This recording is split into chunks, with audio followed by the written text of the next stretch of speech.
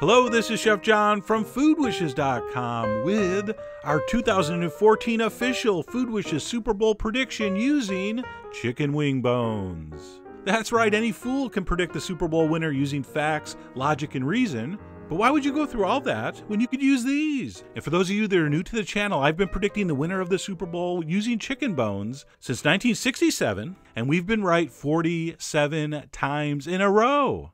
I know, that is hard to believe. And yeah, sure, last year we had a tiny problem reading the bones correctly, but upon further review, we did realize the bones spelled out H+, which meant older Harbaugh brother. So the good news is the bones were right last year. But anyway, enough dwelling on the past and how much money you lost. Let's get on to this year's prediction. And Super Bowl 48 will feature the Denver Broncos versus the Seattle Seahawks in what's being dubbed the Stoner Bowl, since both states have recently legalized marijuana, which is actually going to affect how I go about making this prediction. So we usually use a 10-inch plate, but because both teams are from a state that legalized pot for recreational use, we're going to go ahead and add 2, which would make it 12 inches, plus, of course, we have to carry the 1/8. So we're going to use a plate that's exactly 12 1/8 inch wide, and once we get that plate in position, we are ready to drop the bones. So here we go. I just do this once, and then I read them. So we're going to drop and analyze. So let's switch to an overhead view as we analyze this, and immediately I can see what's happening. Some years are easier than others, and this year clearly is signaling a Seattle win. You can clearly see the H for Seahawks. And for those of you thinking, that looks like an M for Manning. No, it doesn't.